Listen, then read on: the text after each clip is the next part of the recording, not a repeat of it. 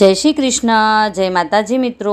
ગયા વિડીયોમાં આપણે પુરુષોત્તમ માસ મહાત્મય અધ્યાય 7મો અને તેની પાવનકારી કથાનું શ્રવણ કર્યું હતું અને આજે આપણે પુરુષોત્તમ માસ મહાત્મય અધ્યાય 8મો કે જેનું નામ છે મુનિ મેઘાવી અને તેની પાવનકારી કથા કે જેનું નામ છે સાસુ વહુની કથા તેનું આપણે શ્રવણ કરીશું। અધ્યાય 8મો।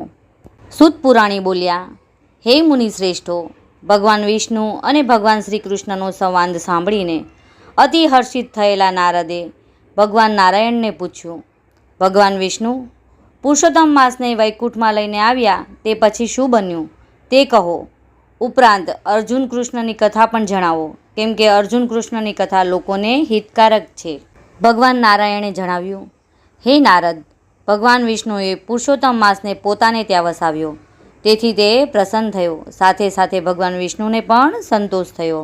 હે નારદ, હવે શ્રી કૃષ્ણ અને પાંડવો વચ્ચે કામ્યક વનમાં શું બને છે તે તને હું કહું છું। ભગવાન શ્રી કૃષ્ણ યુધિષ્ઠિરને ઉદ્દેશીને બોલ્યા, હે ધર્મરાજા, તમે 5 ભાઈઓ અને દ્રૌપદી રાજપાટ ત્યજીને જંગલમાં ભટકો છો ને પારાવાર દુઃખ વેઠી રહ્યા છો। આ દુઃખમાંથી મુક્ત થવા માટે તમારે પુરુષોત્તમ માસનું વ્રત કરવું જોઈએ। તમે તમારા શત્રુઓના ભયથી આ વ્રત ભૂલી ગયા છો। તેમાં તમારો દોષ નથી, પોતાના ભાગ્યને આધારે માનવીને દુઃખ વેઠવું પડે છે। તમારા દુઃખનું બીજું પણ એક કારણ છે। દ્રૌપદી પૂર્વજન્મમાં મેઘાવી ઋષિની પુત્રી હતી। તેને ઘણા લાડકોડમાં ઉછેરવામાં આવી હતી। રૂપગુણમાં તે અજોડ હતી, બધી કલાઓમાં તે પારંગત હતી। એક સમયે પડોશમાં રહેતી પોતાની સખીને પોતાના બાળકને રમાડતી જોઈ એને પણ સંતાન સુખની ઈચ્છા જાગી। તે વિવાહ યોગ્ય થઈ ચૂકી હતી, છતાં તેનો વિવાહ થયો ન હતો। તેને થયું કે જો માતા જીવતી હોત તો પોતાને ક્યારની પરણાવી દીધી હોત। પિતા આ બાબત પ્રત્યે કેમ ઉદાસીન છે તે મને સમજાતું નથી। એક બાજુ ઋષિકન્યા મેઘાવતી આવી ચિંતા કરી રહી હતી, ત્યારે બીજી બાજુ મેઘાવી ઋષિ પુત્રીના વિવાહ કરવાની ચિંતામાં જ હતા। યોગ્ય મુહૂર્તો નજરે ન પડતા તેઓ વરની શોધમાં બહાર નીકળી પડ્યા। અનેક સ્થળે ઘૂમવાથી મેઘાવી ઋષિ માંદા પડી ગયા। મહા મુસીબતે તે પોતાને આશ્રમ પાછા ફર્યા। તેમનાથી ઉઠી બેસી શકાતું ન હતું, તે બેભાન અવસ્થામાં પડી રહેતા હતા। પિતાની આ દશા જોઈ મેઘાવતી મૂંઝાઈ ગઈ।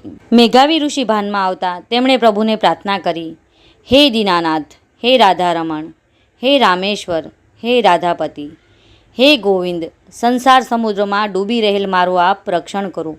આપની કૃપા વગર મારું દુઃખ દૂર થઈ શકે તેમ નથી। આપ મારા નિરાધારના આધાર છો, આપને હું નમસ્કાર કરું છું। મેઘાવી ઋષિની આવી સ્તુતિ સાંભળી વિષ્ણુ લોકમાંથી ભગવાનના દૂતો તેમની પાસે આવ્યા અને તેમનો આત્મા પ્રભુના ચરણ કમળમાં પહોંચાડ્યો।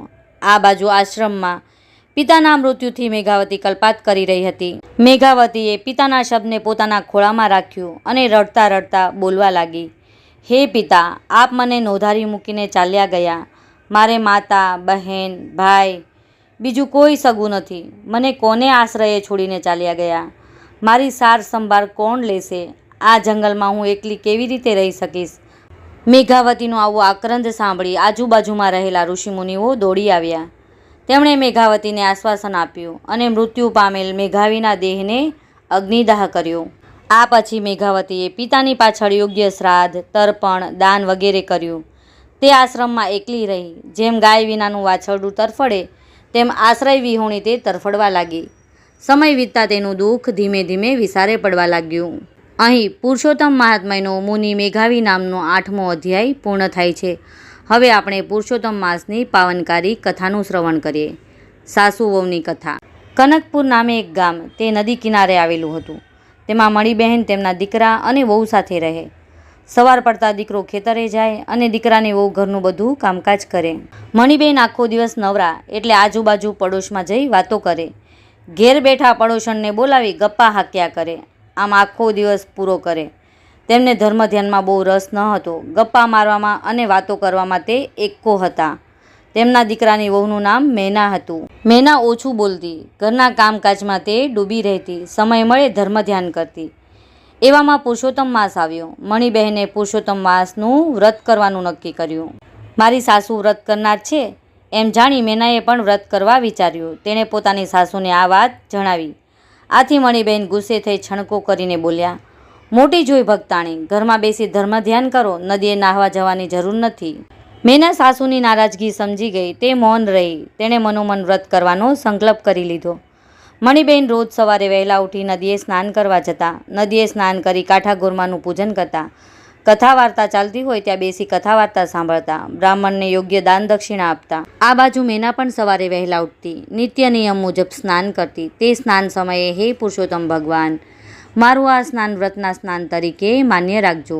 આટલું કહી નાહતા નાહતા હે પુરુષોત્તમ ભગવાન, હે પુરુષોત્તમ ભગવાન એમ બોલ્યા કરતી. તેણે દેવસ્થાનમાં પુરુષોત્તમ ભગવાનની નાની એવી મૂર્તિ સ્થાપના કરી હતી.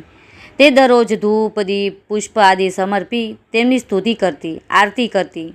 મેના અધિક માસમાં કથરોટમાં બેસીને સ્નાન કરતી હતી. તેણે એક કહેવતમાં સાંભળેલું કે મન ચંગા તો કથરોટ મેં ગંગા. તે ન્યાયે તે દરરોજ કથરોટમાં બેસીને સ્નાન કરતી. લોટા વડે શરીર ઉપર પાણી રેડતી જાય ને પુરુષોત્તમ ભગવાનનું રટણ કરતી જાય. એક દિવસ મણિબહેન નદીએ સ્નાન કરવા ગયેલ. ત્યાં નાહતા નાહતા તેમની કાનની ચૂની પાણીમાં પડી ગઈ. તે ચૂની શોધવા તેમણે ઘણી મથામણ કરી, પણ કંઈ હાથ લાગી નહીં. છેવટે કંટાળી નિરાશ વદને ઘરે આવ્યા. હવે બન્યું એવું કે મેના કથરોટમાં બેસીને નાહી રહી હતી. ત્યાં તેની નજર કાનની ચૂની પર પડી. તેણે તે લઈને ઘરમાં મૂકી. મણિબહેન ઘેર આવી. મેનાને પોતાની ચૂની પાણીમાં પડી ગઈ છે તેમ દર્શાવ્યું. ત્યારે મેનાએ કહ્યું, હું કથરોટમાં નહાતી હતી ત્યારે કથરોટમાંથી મને એક ચૂની મળેલ છે, તે તમે રાખો. મણિબહેને તે ચૂની લઈને જોયું તો તે પોતાની જ હતી. તે આશ્ચર્યમાં ગરકાવ થઈ ગયા, પણ તે કંઈ બોલ્યા નહીં. 5 દિવસ ગયા હશે કે નદીમાં નહાતા નહાતા મણિબહેનના હાથમાંથી વીંટી સરકી જઈ પાણીમાં પડી. આ વખતે પણ મણિબહેને ઘણી શોધખોળ કરી.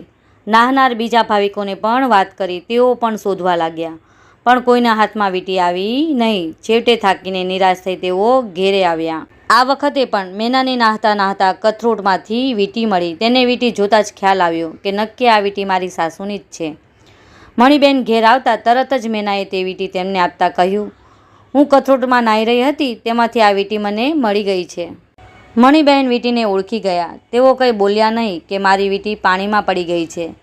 તેમણે મનોમન વિચાર્યું, ચૂની અને વીંટી નદીના પાણીમાં પડે અને જ્યારે નીકળે છે કથરોટમાં, આમાં નક્કી કંઈ ચડિતર છે. મેના મેલી વિદ્યા જાણતી લાગે છે. અગર તે ચૂડેલ હોય, આના વગર આમ બની શકે નહીં. મણિબહેનના મનમાં ગભરાટ વાપ્યો. આ વહુ અમારું ધનોત્પન્ન જ કરી નાખશે, અમને શાંતિથી જીવવા નહીં દે. આ તો આ વાત છે, કાલે ઉઠીને તેના છોકરાઓ થાય, તેને આ ભરખી જાય તો અમારા વંશનો નાશ થાય. આને માટે મારે કંઈ ઉપાય કરવો પડશે. પુરુષોત્તમ માસ પૂરો થાય પછી એની વાત. સાંજે તેનો દીકરો ખેતરેથી આવ્યો. મણિબહેને તેને મીઠું મરચું ભભરાવીને બંને પ્રસંગની વાત કરી. દીકરો સમજુ હતો, તેથી તે કંઈ બોલ્યો નહીં.